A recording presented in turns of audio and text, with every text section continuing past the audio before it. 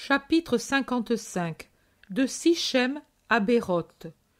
Comme un fleuve se gonfle en recevant de nouveaux affluents, ainsi la route de Sichem à Jérusalem fourmille toujours plus de voyageurs au fur et à mesure que par des chemins secondaires les pays y déversent leurs fidèles qui se dirigent vers la cité sainte. Cette affluence aide Pierre à tenir distrait l'enfant qui côtoie les collines natales sous la terre desquelles ont été ensevelis ses parents sans s'en apercevoir. Après une longue marche ininterrompue depuis qu'on a laissé sur la gauche Silo qui se dresse sur sa montagne, il s'arrête pour prendre un peu de repos et de nourriture dans une verte vallée où résonnent des eaux pures et cristallines. Puis les voyageurs se remettent en route et franchissent une colline calcaire plutôt dénudée sur laquelle le soleil darde ses rayons sans pitié.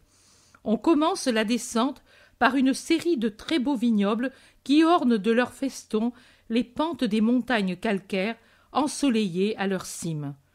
Pierre a un fin sourire et fait un signe à Jésus qui sourit à son tour. L'enfant ne remarque rien, attentif comme il l'est à écouter Jean d'Andorre qui lui parle d'autres pays qu'il a visités, qui produisent des raisins très doux, qui pourtant ne servent pas tant pour le vin que pour faire des friandises meilleures que les foisses au miel. Voici une nouvelle montée, beaucoup plus escarpée. La troupe des apôtres, abandonnant la route principale poussiéreuse et encombrée, a préféré prendre ce raccourci par les bois. Arrivés à la cime, voilà que brille dans le lointain, distinctement déjà, une mer de lumière qui surplombe une agglomération toute blanche, peut-être des maisons blanchies à la chaux. « Jabé, appelle Jésus, viens ici. Tu vois ce point brillant comme l'or? C'est la maison du Seigneur. C'est là que tu jureras d'obéir à la loi. Mais la connais-tu bien? » « Maman m'en parlait, et mon père m'enseignait les commandements. Je sais lire et je crois savoir ce qu'ils m'ont dit avant de mourir. » L'enfant, accouru avec un sourire à l'appel de Jésus, pleure maintenant, baissant la tête et tenant sa main tremblante dans la main de Jésus. « Ne pleure pas, écoute, sais-tu où nous sommes? À Béthel, où le saint Jacob fit son songe angélique. Le connais-tu? T'en souviens-tu?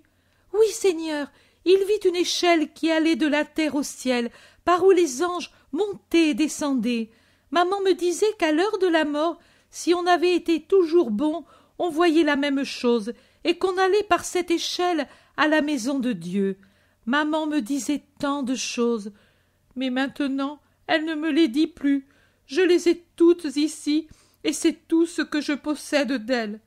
Les larmes descendent sur le petit visage si triste. Mais ne pleure pas ainsi. Écoute, Jabé, j'ai moi aussi une mère qui s'appelle Marie, et qui est sainte et bonne, et qui sait dire tant de choses. Elle est plus sage qu'un maître, et meilleure et plus belle qu'un ange. Maintenant nous allons la trouver, et elle t'aimera tant, elle te dira tant de choses. Et puis, avec elle, il y a la mère de Jean, elle aussi si bonne, et qui s'appelle Marie. Et puis, la mère de mon frère Jude, elle aussi, douce comme un rayon de miel, et qui, elle aussi, a le nom de Marie. Elles t'aimeront tant, car tu es un brave enfant, et par amour pour moi qui t'aime tant. Et puis, tu grandiras avec elles, et devenu grand, tu seras un saint de Dieu. Tu prêcheras, comme un docteur, le Jésus qui t'a rendu une mère ici, et qui ouvrira les portes du ciel à ta mère morte, à ton père, et qui les ouvrira aussi à toi quand ce sera ton heure. Tu n'auras même pas besoin de monter la longue échelle des cieux à l'heure de la mort. Tu l'auras déjà montée durant ta vie en étant un bon disciple, et tu te trouveras là, sur le seuil ouvert du paradis, et moi j'y serai, et je te dirai, viens mon ami et fils de Marie, et nous serons ensemble. Le sourire lumineux de Jésus qui marche, un peu penché, pour être plus près du petit visage de l'enfant qui marche à côté de lui, sa petite main dans la sienne, et le récit merveilleux sèche les larmes et font épanouir un sourire. L'enfant, qui n'est pas sot, mais qui est seulement accablé par tant de souffrances et de privations qu'il a subies, intéressé par l'histoire, demande « Mais tu dis que tu ouvriras les portes des cieux? Ne sont-elles pas fermées à cause du grand péché? Maman me disait que personne n'y pouvait entrer tant que ne serait pas venu le pardon, et que les justes l'attendaient dans les limbes. Il en est ainsi, mais ensuite j'irai vers le Père après avoir annoncé la parole de Dieu, et pour avoir obtenu le pardon, et je dirai « Père, maintenant j'ai accompli entièrement ta volonté, maintenant je veux la récompense de mon sacrifice, que viennent les justes qui attendent ton royaume. » Et le Père me dira « Qu'il en soit comme tu veux. » Et alors je descendrai appeler tous les justes, et les limbes ouvriront leurs portes au son de ma voix, et sortiront dans l'allégresse les saints patriarches, les lumineux prophètes, les femmes bénies d'Israël, et puis, sais-tu combien d'enfants? Comme une prairie en fleurs, des enfants de tous âges, et en chantant, ils me suivront en montant au beau paradis. Y aura-t-il ma maman? Certainement. Tu ne m'as pas dit qu'elle sera avec toi à la porte du ciel quand moi aussi je serai mort? Elle, et avec elle ton père, n'auront pas besoin d'être à cette porte comme des anges lumineux. Ils ne cesseront pas de faire des vols du ciel à la terre, de Jésus à leur petit Jabé. Et quand tu seras sur le point de mourir, ils feront comme font ces deux oiseaux, là, dans cette haie. Les vois-tu? Jésus prend l'enfant dans ses bras pour qu'il voie mieux. Tu vois comme ils restent sur leurs petits œufs? Ils attendent qu'ils éclosent, et après, ils étendront leurs ailes sur leur couvée pour la protéger de tout mal. Et puis, quand leurs petits auront grandi et seront en état de voler, ils les soutiendront de leurs ailes puissantes et les amèneront là-haut, là-haut, là-haut, vers le soleil. Tes parents feront ainsi avec toi. Ce sera vraiment ainsi? Exactement ainsi. Mais tu leur diras de se rappeler qu'ils viennent. Il n'y en aura pas besoin, car ils t'aiment. Mais je leur dirai. Oh, comme je t'aime! L'enfant, encore dans les bras de Jésus, se serre à son cou et le baise dans un épanchement si joyeux qu'il en est émouvant.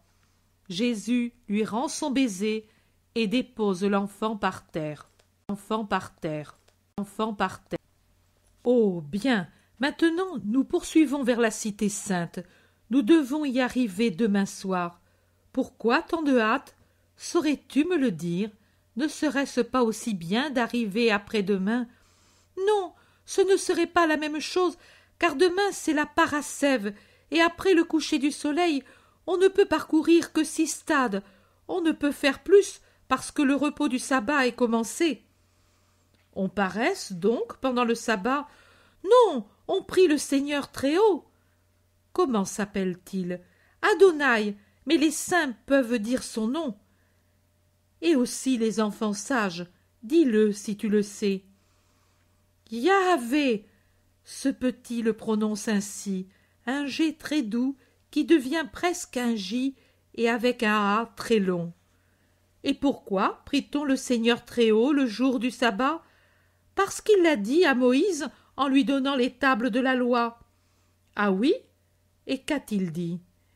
Il a dit de sanctifier le sabbat. Tu travailleras pendant 6 jours, mais le 7e, tu te reposeras, et tu feras reposer, parce que moi aussi j'ai agi ainsi après la création. Comment? Le Seigneur s'est reposé? Il s'était fatigué à créer? Et c'est bien lui qui a créé? Comment le sais-tu? Moi je sais que Dieu n'est jamais fatigué. Il n'était pas fatigué, car Dieu ne marche pas, et ne remue pas les bras, mais il l'a fait pour enseigner à Adam et à nous, et pour qu'il y ait un jour où nous pensions à lui. Et c'est lui qui a tout créé, certainement. Le livre du Seigneur le dit. Mais le livre a-t-il été écrit par lui? Non, mais c'est la vérité, et il faut le croire pour ne pas aller chez Lucifer. Tu me dis que Dieu ne marche pas et ne remue pas les bras? Comment alors a-t-il créé? Comment est-il? Est-ce une statue? Ce n'est pas une idole, c'est Dieu. Et Dieu est... Laisse-moi réfléchir et me souvenir comme disait maman. Et mieux qu'elle, cet homme qui va en ton nom trouver les pauvres d'Esdraelon. Maman disait, pour me faire comprendre Dieu, Dieu est comme mon amour pour toi. Il n'a pas de corps, et pourtant il existe. Et ce petit homme, avec un sourire si doux, disait Dieu est un esprit éternel, un et trin, et la seconde personne a pris chair par amour pour nous les pauvres, et son nom. Oh mon Seigneur, maintenant que j'y réfléchis, c'est toi! Et l'enfant ébahi se jette à terre en adorant. Tout le monde accourt, croyant qu'il est tombé, mais Jésus, un doigt sur les lèvres, fait signe qu'on se taise, puis il dit « Lève-toi, Jabé, les enfants ne doivent pas avoir peur de moi. » L'enfant redresse la tête en le révérant. Il regarde Jésus. Son expression est changée, presque craintive. Mais Jésus sourit et lui tend la main en disant « Tu es un sage, petit Israélite. Continuons l'examen entre nous. Maintenant que tu m'as reconnu, tu sais si on parle de moi dans le livre? Oh oui, Seigneur, depuis le commencement jusqu'à maintenant, tout parle de toi. Tu es le Sauveur promis. Maintenant, je comprends pourquoi tu ouvriras les portes des limbes. Ô Seigneur, Seigneur, et tu m'aimes tant? Oui, Jabé. Non plus Jabé, donne-moi un nom qui veuille dire que tu m'as aimé, que tu m'as sauvé. Le nom, je le choisirai avec la mère, d'accord? Mais qu'il veuille dire exactement ceci, et je le prendrai le jour où je deviendrai fils de la loi. Tu le prendras à partir de ce jour. On a dépassé Béthel et on fait halte dans une petite vallée fraîche et bien pourvue d'eau pour prendre de la nourriture. Jabé est resté à moitié étourdi par la révélation, et il mange en silence, recevant avec vénération chaque bouchée que lui présente Jésus. Mais peu à peu, il s'enhardit, et après une belle récréation avec Jean, pendant que les autres reposent sur l'herbe verte, il revient vers Jésus avec Jean tout souriant, et ils font un petit cercle à trois. « Tu ne m'as pas encore dit qui parle de moi dans le livre. »« Les prophètes, Seigneur, et auparavant encore, le livre en parle après qu'Adam a été chassé, et puis à Jacob, à Abraham et à Moïse. Oh, mon père me disait qu'il était allé chez Jean, pas lui, l'autre Jean, celui du Jourdain, et que lui, le grand prophète, t'appelait l'agneau. Voilà maintenant, je comprends l'agneau de Moïse. La Pâque, c'est toi. » Jean le taquine. « Mais quel est le prophète qui a le mieux prophétisé de lui? »« Isaïe et Daniel. Mais Daniel me plaît davantage, maintenant que je t'aime comme mon père. Puis-je le dire que je t'aime comme j'ai aimé mon père? Oui? Eh bien, maintenant, je préfère Daniel. » Pourquoi? Celui qui a tant parlé du Christ, c'est Isaïe. Oui, mais il parle des souffrances du Christ. Au contraire, Daniel parle du bel ange et de ta venue. C'est vrai, lui aussi dit que le Christ sera immolé. Mais je pense que l'agneau sera immolé d'un seul coup. Non, comme disent Isaïe et David, je pleurais toujours quand je les entendais lire, et maman ne m'en parlait plus. Il est presque en larmes maintenant, pendant qu'il caresse la main de Jésus. N'y pense pas pour l'instant. Écoute, les commandements, tu les sais? Oui, Seigneur, je crois les savoir. Dans le bois, je me les répétais pour ne pas les oublier et pour entendre la parole de maman et de mon père. Mais maintenant, Je ne pleure plus. Réellement, il y a une grande lueur dans ses pupilles. Parce que maintenant je te possède, toi. Jean sourit et embrasse son Jésus en disant: Mes propres paroles, tous ceux qui ont un cœur d'enfant ont le même langage. Oui, parce que leurs paroles viennent d'une unique sagesse. Maintenant il faudrait partir, de façon à arriver à Bérot de bonne heure. La foule augmente et le temps menace. Les abris seront pris d'assaut, et je ne veux pas que vous tombiez malade. Jean appelle ses compagnons, et on reprend la marche jusqu'à Bérot, à travers une plaine pas très cultivée, mais pas absolument aride comme l'était la colline franchie depuis Silo. Depuis